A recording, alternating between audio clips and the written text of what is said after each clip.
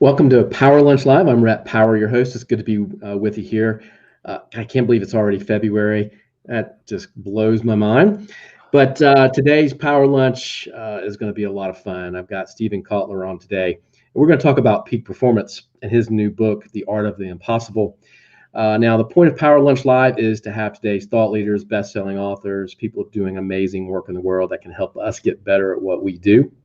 Now, it is an interactive show. So you've got to ask good questions, though, smart questions that are relevant to the program. But please do that. We do monitor LinkedIn Live, Facebook, YouTube, Twitter, all those platforms. If you have a great question, we'll get it on the air and get it to Steven so we can maybe get to something that you want to change or improve at. So now Steven is a New York Times bestselling author. He's an award-winning journalist and founder and executive director of the Flow Research Collective. He's written 12 books, including the national bestsellers, The Future is Faster Than You Think, The Rise of Superman, Stealing Fire, Abundance, and Bold. His work has been nominated for 2 Pulitzer Prizes and has been translated into 40 languages and has appeared in more than 100 publications, all of them that you know: New York Times, The Atlantic, Wall Street Journal, Forbes, Wired, Time. We're here to talk about his new book, The Art of Impossible. Steven, welcome. Good to be with you, Rhett. Yeah, thank you. So how has the pandemic changed you, or has it changed you at all?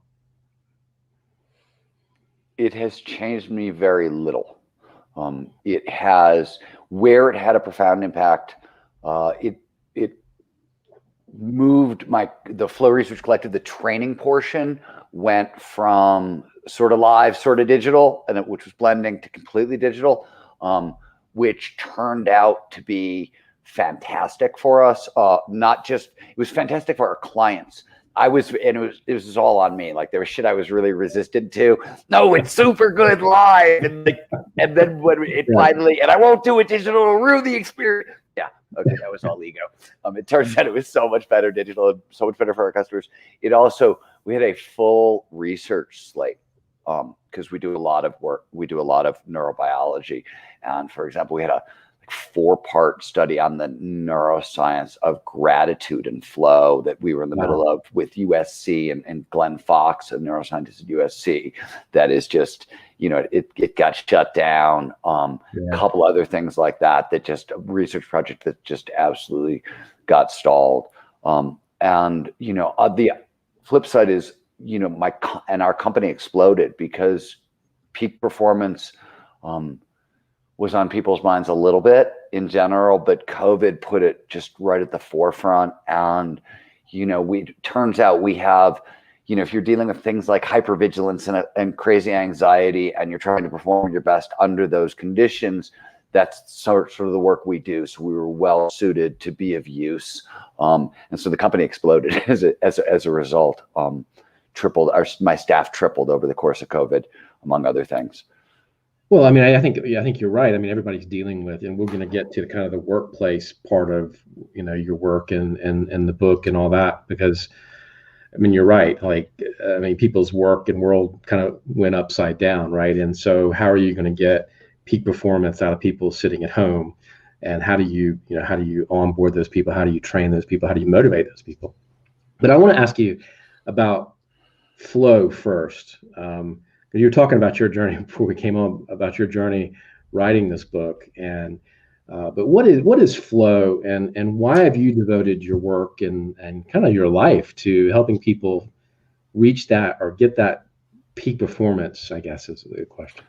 Flow is scientifically defined as an optimal state of consciousness where we feel our best and we perform our best. That doesn't get us very far, but more specifically, it refers to any of those moments of rapt attention and total absorption. We get so focused on the task at hand, what you're doing, everything else just seems to disappear. Action awareness start to merge. Your sense of self-consciousness gets very, very quiet. Time dilates, which means it passes strangely. slow down on occasion. You'll get a freeze frame effect. Maybe you've been in a car crash. More frequently, it speeds up, and 5 hours will go by in like 5 minutes. And throughout, all aspects of performance, both mental and physical, tend to go through the roof. And I have my life, most of my life has been spent, most of my adult life, my career as a journalist and as a writer has been spent trying to answer the question, what does it take to do the impossible? History is sort of littered with those moments when the impossible becomes possible. And I have really spent 30 years using the tools of neuroscience and psychology, predominantly neuroscience, studying those moments in time when that happened. And this, some of it was in sport, a lot of it was in science and technology. For example, for a lot of the publications you were reading, I had a list of like 37 science fiction technologies that I was tracking. And the moment they became science fact, I was in the room or doing my very best to be in the room and trying to figure out, well, how the hell did this happen? This thing that was supposed to be impossible forever, why is it now possible? And whenever you see the impossible become possible and you talk to the people involved, you'll hear all kinds of things about what they do in their lives and their skills and whatever, and you always hear flow.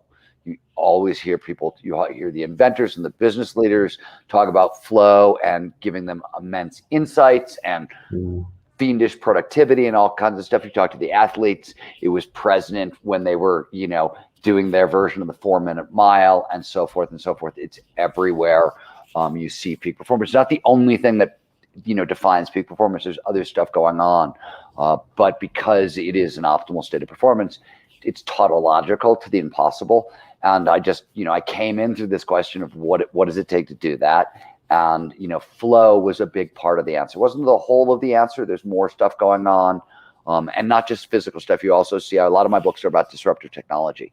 And usually whenever you see the impossible become possible, what you see is people harnessing disruptive technologies, accelerating disruptive technologies, and finding ways, usually flow, to expand human capability. And when those things, two things come together, you tend to see something that's never happened before happen. What is, I mean, that begs a lot of questions, but what's the most surprising thing that you've learned? And we're going to get back to the book and the work in a second, but I'm just fascinated by these topics. What's the most surprising thing that you've learned in all your research and interviews with the top athletes and the top performers in the world? What's the most surprising thing that you've learned from them? I think it's less from them than about them. And to put it in, it's easier to sort of define by story. I started out in action sports, covering action sports as a journalist. And the 1990s, which is when I started my career, is known as the era of impossible, where more so-called impossible feats than ever before in history were done. And they were iterated upon again and again and again. And that in and of itself was amazing. But the view on the inside was very peculiar, because if you knew these athletes and spent any time with them, most of the people I knew came from difficult childhoods and broken homes. They had very little education. They had very little money. There was a lot of risk taking, a lot of drugs, a lot of alcohol. Normally, when you put those things together in a community, you get death, you get jail, you don't get reinventing what's possible for the human species. And yet, again and again and again, in every domain where I saw this was always the case. To put it similarly, the way I say it is, in 30 years of peak performance, the craziest thing I've learned is that we are all hardwired for the extraordinary. I spent my career studying people who've done extraordinary things in the world, and none of them started out extraordinary. They all start out just like you and me. And in fact, most of them are so much more broken than you would ever comprehend. There's this idea now, you hear it a lot in peak performance and psychology and a lot of people, where people are like, oh, I'm really broken. I got to fix what's wrong with me before I can start to excel. That's, so what was most surprising is that's never the case. The way I simply put it is, every super successful person I've ever met is running from something just as fast as they're running towards something, because it's hard to get someplace worth going, and having that double motivation is very, very, very useful. And so I think that's one of the we're all capable of so much more than we know. We're all hardwired for extraordinary. The flip side is that none of these people start out extraordinary. Like, they start out like me and you, and they're just as broken and just as messed up in the head and the heart and the soul and everything else. Yeah. And it's just as confusing and for them here as it is for you. You know what I mean? Like, there's no secret and there's no exception to those rules as far as I can tell. And there's no they're not Superman, right? I mean, that was for me what I'm glad you went there, because that for me was really one of the bigger takeaways from your work and from this book, and is that, I mean, that hardwire that you can actually harness this, right?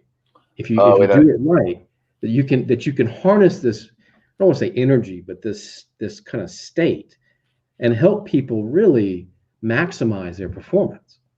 And it doesn't take an Olympic athlete or an extraordinary person, right? At all.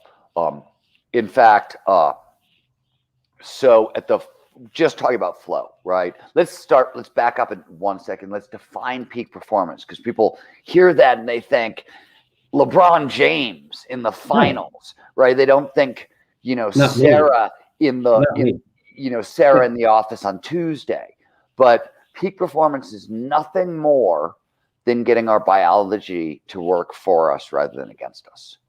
We are all hardwired for peak performance. The human brain is hardwired for it. And to put it in really basic terms, this is not entirely what I mean, but flow is the source code of peak performance, and flow is universal in humans. In fact, most mammals can get into flow.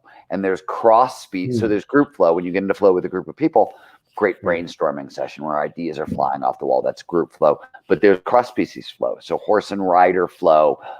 Dogs get into flow states. You can get in flow states with dogs. This is stuff I wrote a little bit about in my book, A Small Furry Prayer, like 10 books ago. I talked about some of these ideas. But flow is conserved in mammals. It's how mammals do peak performance, and it's universal. So anyone, anywhere can get into flow, provided certain initial conditions are met. And to put a really fine point on it, at the Flow Research Collective, my organization, as I said, we're a research and training organization. And on the training side, we train everybody. We train about 1,000 people a month. And we train everybody from kind of U.S. Special Forces, members of the U.S. Special Forces and Olympic and professional athletes, through a lot of, C-suite executives, through, insurance brokers from Indiana, and soccer moms from Detroit, and, stay-at-home dads from Georgia, right? Like, we train everybody. And the reason our trainings work for everybody is because everybody's got the same biology. Right? It's shared among everybody. And all we're doing is using your biology, teaching you how to use your biology for you rather than against you. And here's the coolest part about it. When you get it working right, you go farther faster. It doesn't necessarily make it any easier, right? Excellence is not easy. It's still difficult. I don't think it's any more difficult than anything else. One of the things that's interesting about emotions is, if you've sort of made it through your teenage years, you've already felt the worst that life can offer because of how emotional set points work and hormones in teenagers. Like, I'm not saying you won't feel that bad again, or it won't go on for days and days and days and days in a row, and you might not have experienced that. But literally, like, if you were tough enough to make it into a young adulthood, right, you're really tough enough to go after these hard challenges, because it literally can't hurt anymore by biological design. You've already got it. You've already experienced it. That's what I'm saying. Like, you're tough enough is my point. So how do you teach that? I mean, give us a teaser on that. If people are listening and they're saying, well, this is intriguing, but what does that mean? You talk about, I mean, like 100% more productive. What does that mean? Okay. So, I mean, we can talk about, so by the way, when you say that 500% more productive, let's put a little context around that. It's a cool number. And what happened was McKinsey wanted to know how much more productive are top executives in flow than out of flow. And so they spent a decade asking top executives. So that 500% It's self-reported, so you got to like a little bit of grain of salt, but they spent a decade and they asked a shit ton of people. And on average, you heard 500% more productive. So that comes from, flow is often talked about as the source code of intrinsic motivation. To put it in really simple terms, when we move into flow, there are neurochemicals in the brain. These are signaling molecules. They're the way the brain talks to itself and talks to the body, right? It sends out chemical messages. These are neurochemicals.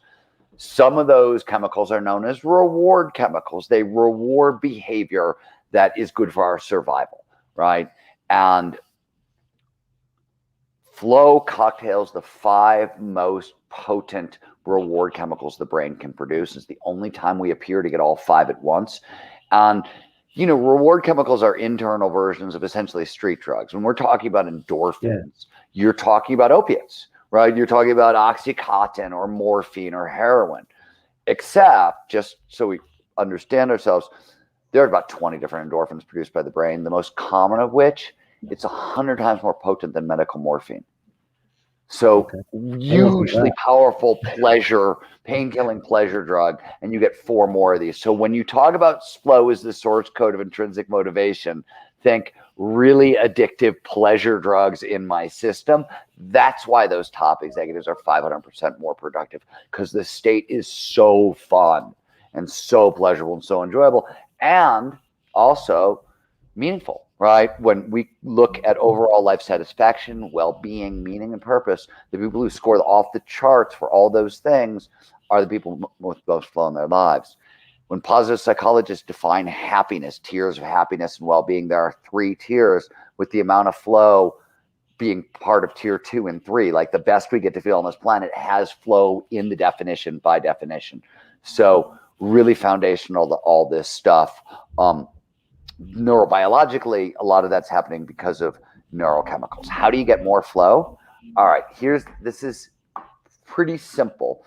The other thing that you have to remember is peak performance is getting our biology to work for us, right? That biology was designed millions of years ago, right? So nothing is very fancy. In fact, I often say, I'll tell you how to get more flow in your life in a half a second, and I'm going to tell you what the problem most people are going to have with it is this. So one, by the way, if you want more flow in your life, if you go to www.flowblocker.com, it's a free diagnostic. At the Flow Research Collective, we built a diagnostic. There are 6 major flow blockers that people encounter. We just built a diagnostic. This one will help you, tell you which one's in front of you and how do you remove it. But that's not the point I was getting to. The point I was getting to is nothing I'm going to talk about is sexy. Like nothing I'm going to talk about, if you go to a bar on Friday night and you talk about it, it won't get you laid. It will, I guarantee it.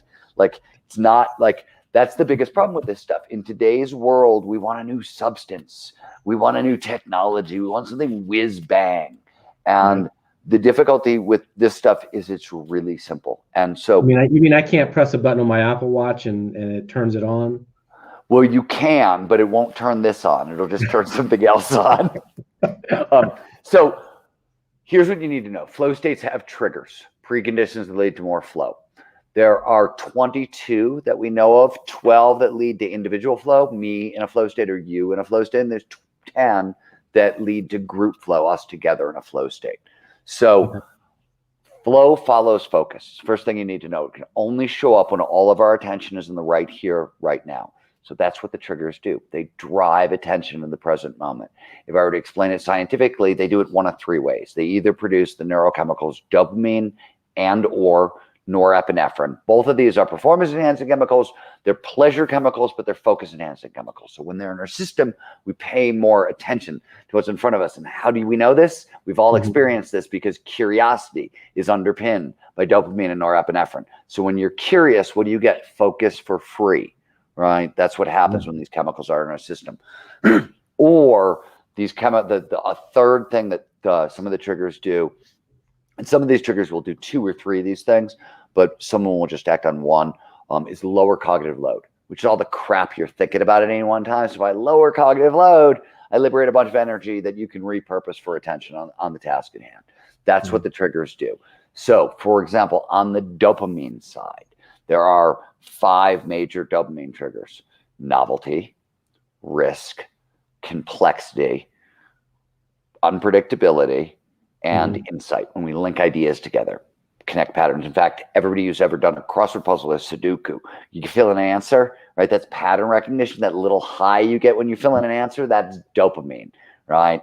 And it's helping you pay attention to the thing. It's rewarding your pattern recognition. So all of those things will work as a flow trigger. So what does that look like in the real world? Simple example. Because what I do for a living, have to read a lot of neuroscience textbooks. And as you might imagine, they're thrillers. Start to finish, you pick them up. You just can't put them down. Page turners, nonstop. Anyways, my point is that they're thick, they're lugubrious, but we know that we'll learn about 240 to 500% faster than normal. Depends on what we're trying to learn. Also, reading flow. When you read, get into flow that way. And you can usually tell you're in flow because you're not just reading the thing in front of you, but your ideas are flying off, right? Like that's that experience. That's one of the more common flow states on earth. So I want to be in reading flow if I got to read a neuroscience textbook because I'm doing it for work. And right, so what do I do? Now, I am very good I can pay attention under crazy circumstances. I wrote my college thesis in a bar because I live very far away from campus and I was a bartender. So I would come in early and I would work and then I would tend bar. And so like I can handle noisier environments but I go to coffee shops far away, not during COVID, but normally. Why? Novel environments. Slightly unpredictable environments, slightly novel environments, and unpredictability produces a little bit of dopamine, and novelty produces a little bit of dopamine. And I'm reading my neuroscience, and suddenly there's a little more dopamine and a little more dopamine. And if I start connecting ideas in the textbook to older ideas I've had, that's insight, that will give me enough dopamine to start to drive me into flow. So really simple hack, but it's one I use when I have to learn difficult stuff for work and I'm not super fired up to do it, right? Like, I mean, that's why I work better in a coffee shop. That's right. When I need to be focused, I actually get out of the office. It's all work for me.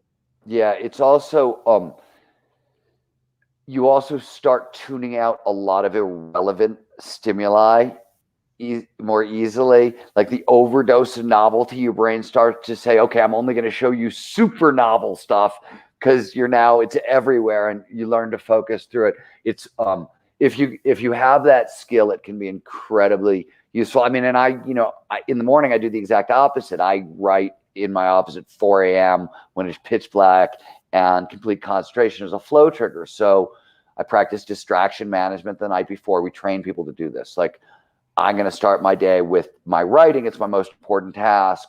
So I turn everything off the night before. Email goes off, messages goes off, all the social media stuff, anything, it all goes off. I open my writing and put it in a focus view.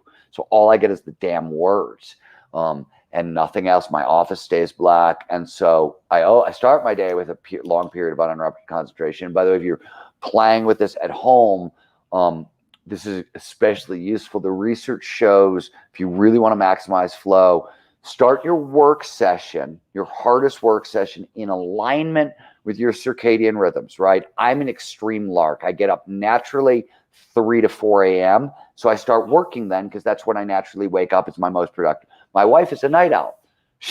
You wake her up at 3 o'clock in the morning, she would punch you, right? Like, she wants to start working at 4 p.m. But whenever you're at your most productive in alignment with your basic circadian rhythms, start your session with a 90-minute block of uninterrupted concentration for your hardest, most important task. The thing that if you complete it, right, biggest win for the day. 90 minutes is the human brain evolved to focus, much in the same way that REM sleep is 90 minutes long. Right? Mm-hmm. We have a waking focus cycle that's 90 to 110 minutes. This is also, by the way, why Montessori education is built around 90 to 120 minute blocks of uninterrupted learning, right? This is all the same stuff because this is our biology. So, and a lot of people hear this, by the way, and they have one of three reactions. One is, oh my God, this is cool. I'm going to do that. Try this out right away. 2, managers lawyers, people in those categories, they hear this and they're like, their answer is, fuck you, man. My day is meetings. I'm not going to spend 90 minutes, right? Like that's literally like, that's the response I get. And right. I have, and I heard them, right? What I did is I went and I talked to a couple hundred really top level managers, really. And I said, look, this is pushback I'm getting from a lot of people who have, do your job. You're doing it better than most, almost to a person. They said, look, if I'm doing my job is mostly strategy and company alignment and things like that. And I spend that 90 minutes figuring out exactly how I'm going to get the best out of every call I'm going to make during the day. And everything becomes so much more productive that way. And maybe it's not 90 minutes. The other thing that people say, especially working from home, is, fuck you, dude. I don't have 90 minutes. My kids, my wife, my husband, right? Like, fair enough. Here are two things on that. One, start by starting, right? Like, as I said when I started this thing, like, broken people did this shit, right? Like, stop. There's no perfect life that's going to happen. You start by starting. If it's 10 minutes today, great. Second thing to know, flows 500% more productivity. So whoever wants your attention, they're actually going to get more of you, not less of you, by doing this, right? Because you're going to get through stuff faster. The most important thing with working from home, and unless you have little kids, and then, I'm sorry, and you shouldn't have had those children, and bad on you. But I always say, have your conversations ahead of time, right? Like, talk to your spouse, talk to your partner, talk to your kids, explain, hey, this is my uninterrupted concentration time. It allows me to maximize work, gives me more freedom time for you later, but you got to give me this. And when we get back to work, the companies that are very effective with this, one, they don't have open office plans.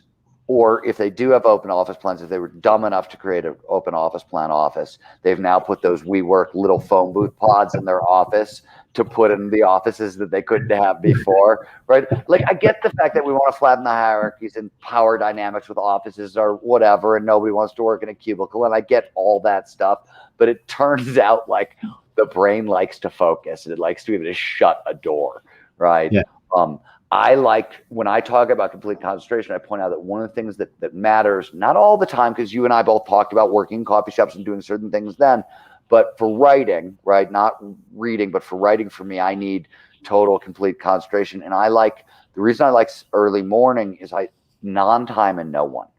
Not only that there's no one around who's going to interrupt me, it's that the time doesn't belong to anybody. Once it's 8 o'clock, once I know that my assistant is in, so you know what I mean? And once I know that, like, it's now the time is sort of, it belongs to my company, it belongs to me, it belongs to a whole bunch of people. It's not non-time. And the reason this matters so much, where it's really important, is creative problem solving. So I need the luxury to be able to spend sometimes 4 hours on a paragraph. It's I'm not happy about it, right? But hey, that's what it takes. And every work project, or I need to spend 4 hours piecing together a tiny bit of neuroscience research, that we're going to apply to in our train, blah, blah, kind of thing. And sometimes that's what it takes. And if I try to do that in the middle of the day, when it's sort of shared time, I can't focus my brain enough to do it. I need that kind of quiet, non-time, no one. I like the way you talked about that, though, right? Because I think you can negotiate that. That's a good advice, right? You negotiate that time. Yes, and you negotiate it really with.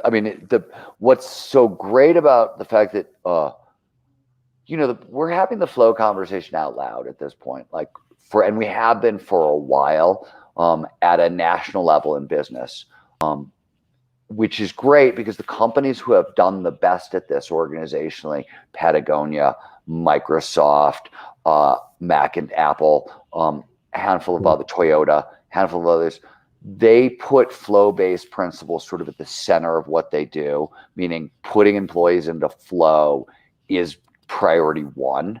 And that's a weird, you're like, wait a minute, we make widgets. Our widgets got to be priority one. And sort of, yes, but like actually employees in flow has to be priority one because you'll get way more widgets made.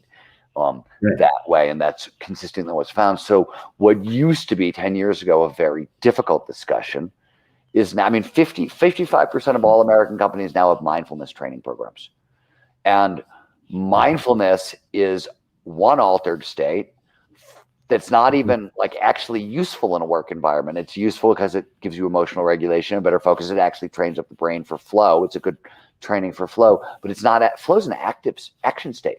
You're problem solving. It's built for work. In fact, studies show flow is a spectrum of experiences. It's not there. It can be micro flow on one end. This is when those initial conditions of flow show up. We talked about like complete concentration, the merger of action awareness. And this is like you sit down to write a quick email at work and you get so sucked in, an hour goes by and you've written an essay and you didn't notice time passing. And maybe your sense of self-consciousness didn't disappear, but bodily awareness was gone. And when you pop back into your head, you're like, oh my God, I got to go to the bathroom, and you run for the right. Like that happens to all of us all the time. That's a low-grade flow state. That's micro flow. Macro flow is what most people think is flow. It's the full-blown mystical experience, time slowed down, and that sort of stuff. And that can happen, but micro flow is way more common. And if you can notice micro flow, you can turn it up. You drop in more flow triggers and you start layering in more neurochemicals, and you will turn microflow into macro flow. First of all. Second of all, we spend about 5% of our work life in microflow without even noticing it. This is like a really well-established business fact. It's very common in work environments. Here's the cool thing. I think it was the McKinsey study that pointed this out also. I could be wrong. But somebody figured out that if we take that 5% of our work life that we spend in flow, and if we could up it by 15 percentage points to 20% of our work life in flow, globally, overall workplace productivity would double. How's that for a shocking number? That's a return. That's a 500% boost in productivity, right? Spread out, or just sort of averaged out over a company and blah, blah, blah. But like, could you imagine what you're talking about to the GDP? That's insane. I mean, that's quite a return. Let me ask, so comparing that to these high performance athletes and people that you work with, what are they living? I mean, so this is great. So let's explain. We put this in context of the athletes. Like, what the hell happened to the athletes? Well, first of all, a lot of the conversation around today is stuff that's in The Art of Impossible, right? It's in the new book, and anybody who reads this book, if you're a top performer, right, like top 20% of whatever, you're going to find a lot of stuff that's familiar, because there's just our biology and it's a limited toolkit, right? So the book covers the full spectrum. This is all the tools, and this is the sequence and the order they're supposed to be applied in.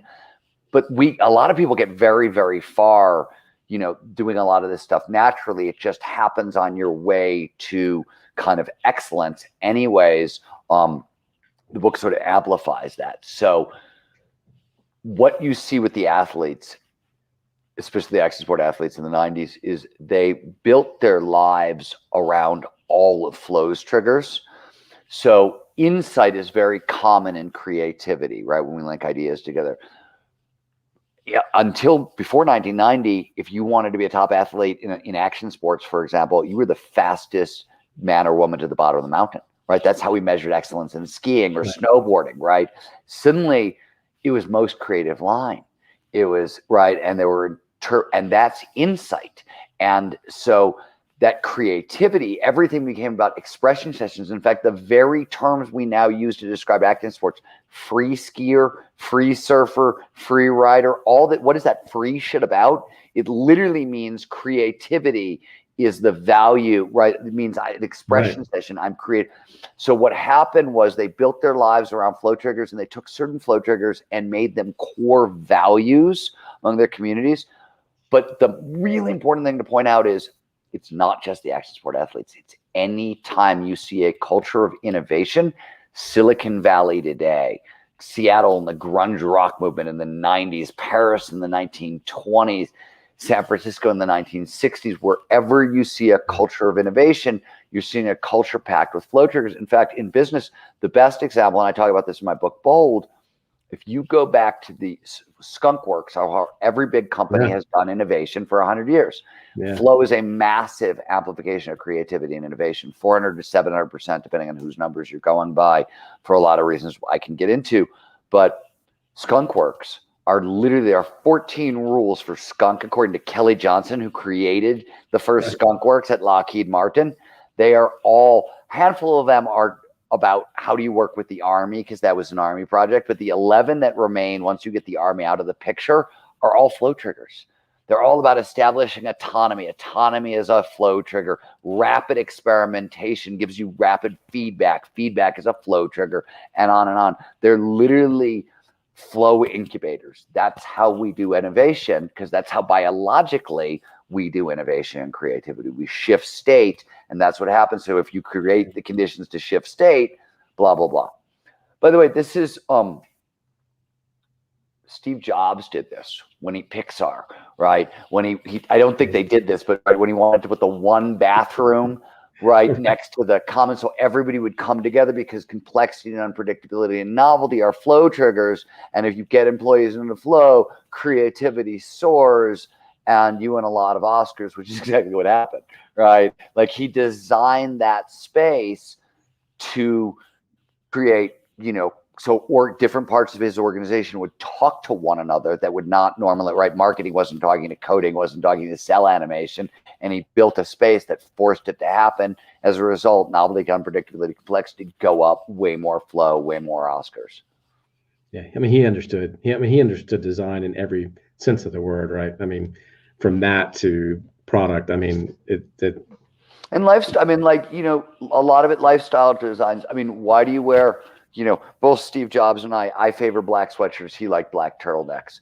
But why do you do that? Like, what's that about? That's lowering cognitive load. I know what I'm going to be wearing at all times, no matter what, especially, right? I don't have to ever think about it. That actually, that stuff takes up space. I don't want it to take up space. I want the energy for flow. So this is it's you know what I mean? Like, that's why you wear the same thing over and over and over again. Though, and there's lots of different ways to work with. I work with a brilliant venture capitalist named Otto Kumbar. He's one of the investors in the Flow Research Collective. And Otto was at second in command of GE under Jack Welch for a long time. He goes to Costco and buys 10 of the same shirts every year, and he alternates. Right? Like, you can do this any which way you want to do, but these are literally, I mean, and maybe it's too extreme for most people, but these are cognitive load decisions. You're choosing to lower cognitive load because you create more energy for focus and attention, besides the keen fashion statement. And it's just a waste of damn time to worry about that stuff, right? Talk about intrinsic motivation and how that's sort of an underlying force and how your employees perform. Talk about that a little bit. So when you're talking about peak performance, flow is necessary but not sufficient. When you look at the full peak performance toolkit, there are a series of motivation skill sets.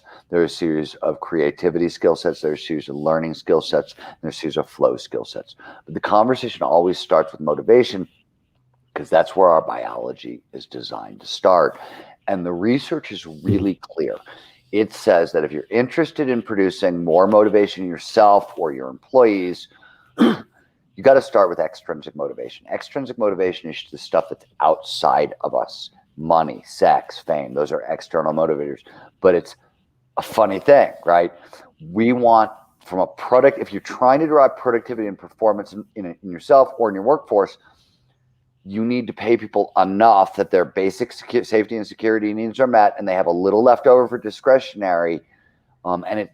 After that, it's not that we stop wanting more salaries. Of course, we want more salary.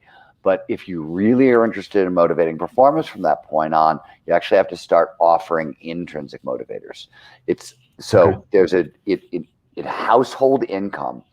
This is Daniel Kahneman's work, the Nobel laureate. At $75,000 a year, there's a divergence between happiness and income. So if a household can make $75,000 a year, mom, dad, kid, right? $75,000 a year, that's basic needs plus a little left over for discretionary. After that, if you want to motivate employees or motivate yourself, intrinsic motivators, internal motivators. The research shows there are 5, and they are designed to come online in a specific sequence. Motivation starts, we talked about it, with curiosity. Right. A little bit of dopamine, a little bit of norepinephrine. Curiosity is biologically designed to be built into passion.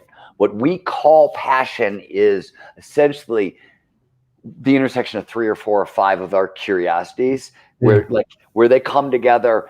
And after you play there and get some like little wins, public successes, stuff that starts generating more pleasure neurochemistry, that's the cocktail of passion.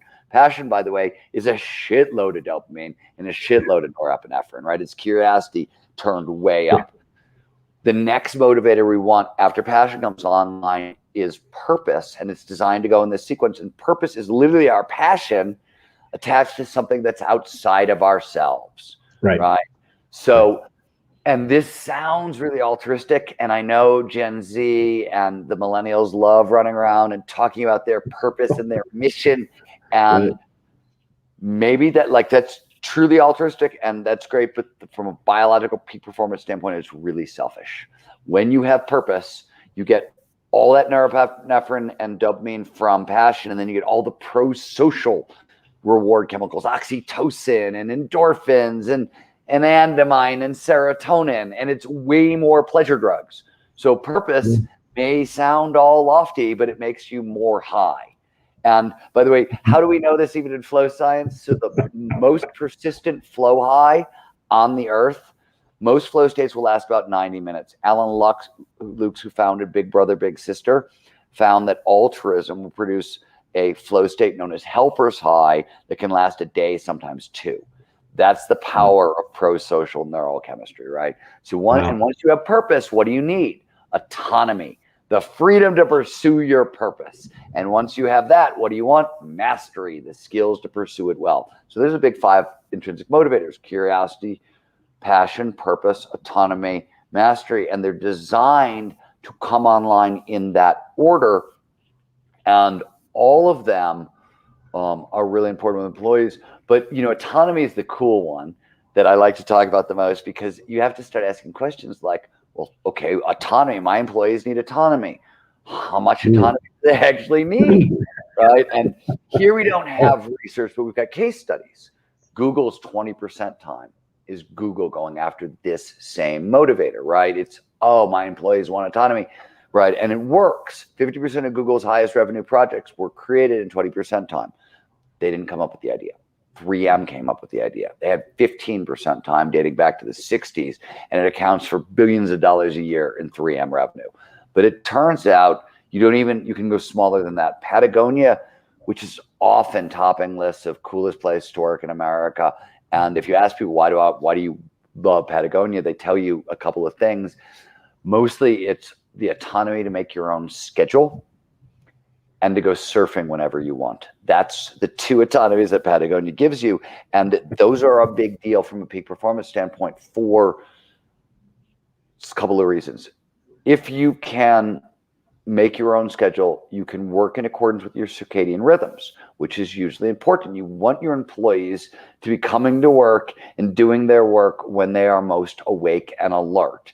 2, you can always get 7 to 8 hours of sleep a night. And peak performance, there's certain basics in peak performance, things you have to do just to produce enough energy to even get into flow or perform at your best. 7 to 8 hours of sleep a night, and it's pretty much a non-negotiable. And for anybody in a business environment who wants to push back against this, cool. I hear you. I know you're cool. You're different. You're the entrepreneur. You can sleep 5 hours a night. And what I will tell you is take a cognitive test. There's a billion of them online. They're free. Find a cognitive performance test.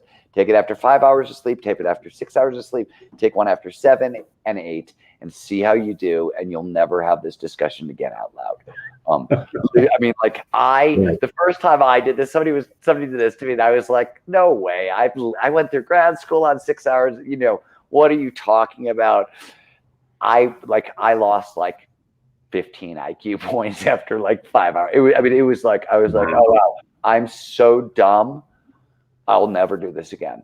And most people learn that lesson. So scheduling allows employees to work when they're most alert and to always get enough sleep. And the performance benefits for an organization are huge. So the other thing that Patagonia has is Yvon Chouinard is a surfer. So he's got a house policy. Patagonia's corporate headquarters is in Oxnard, is in California on the Pacific. Yeah. Let my people go surfing, right? Famous policy. And it means that if there are waves breaking in the Pacific, doesn't matter what the hell you're doing at Patagonia, you can stop, you can leave the meeting. You can walk away from Yvon Chouinard, the founder, and go surfing. And there's two ideas here. One, for complicated reasons that we can go into or not, depending, anxiety blocks peak performance. We all know this. Well, there are the three best ways to lower anxiety are a daily gratitude practice, a daily mindfulness practice, or daily exercise. And we try to tell people you should always do one of the three every day because it literally lowers anxiety levels. And anxiety, norepinephrine, which is essentially anxiety, too much of it blocks flow. A little bit will help you get into flow. Too much will totally block flow. And so exercise, the freedom to exercise, automatically you get all the exercise benefits, health, longevity, all that wellness, all that stuff. Plus, you tend to lower anxiety levels, which means more flow for the employees. And finally, surfing is packed with flow triggers. So this is something Patagonia knows that every other company should know, which is the most important thing you could do for flow is, if you want more flow in your life, is go find whatever is your highest flow activity. For people working at Patagonia, it's surfing. They're all outdoor athletes, but like we all have a high flow activity. So whatever that thing you've done your entire life that drops you into flow. Well, for me, it's skiing, right? Yeah. Some people, my wife, it's hiking with dogs through nature or riding horses. You know what I mean? Everybody's got their thing. Some people's dancing to hip hop or parkour or building model airplanes, or take your pick, reading economics, whatever it is. There's a thing that you do that drops you into flow. That's your high flow or your primary flow activity.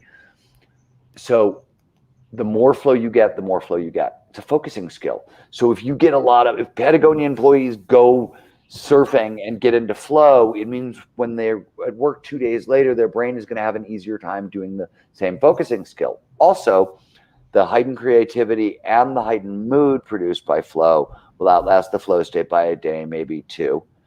Third, flow also resets the nervous system, actually better than exercise. When we move into flow, there's a global release of nitric oxide, which is a gaseous signaling molecule in every cell, basically in every cell in the body.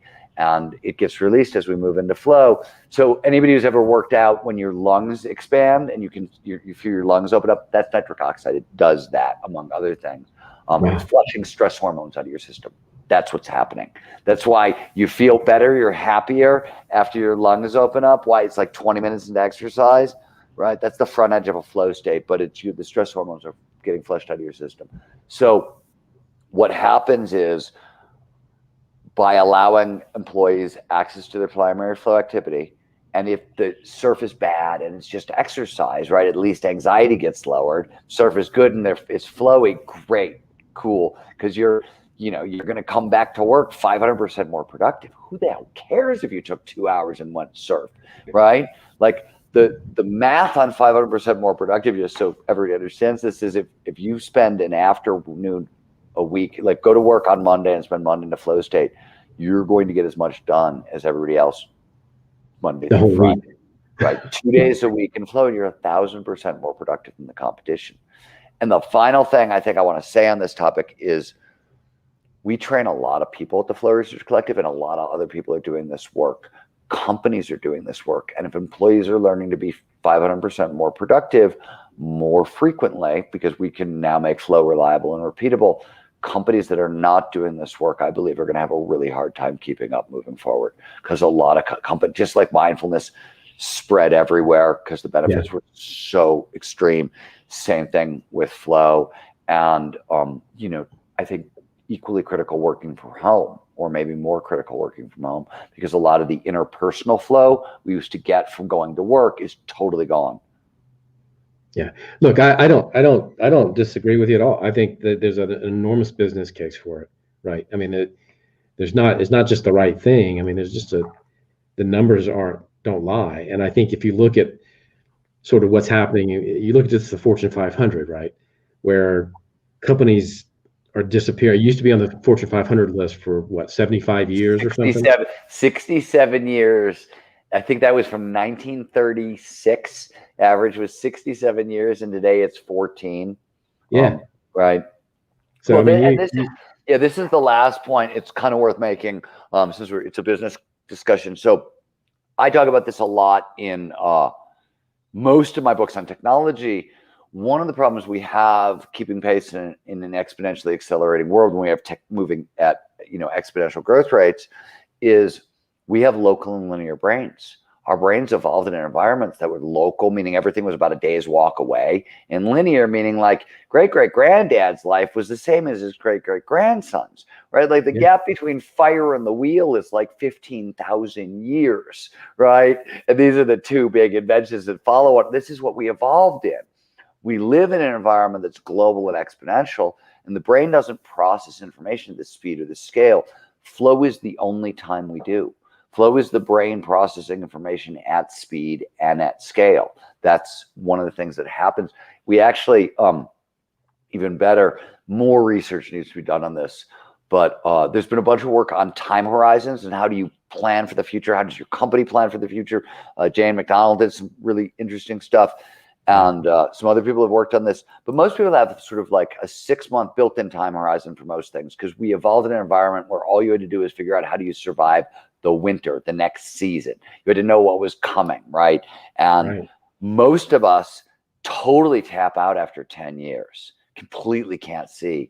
But it's even weirder than that, right? If I ask you to imagine, like if I said, close your eyes and imagine who you're going to be in 5 years, the part of your brain that is you deactivates.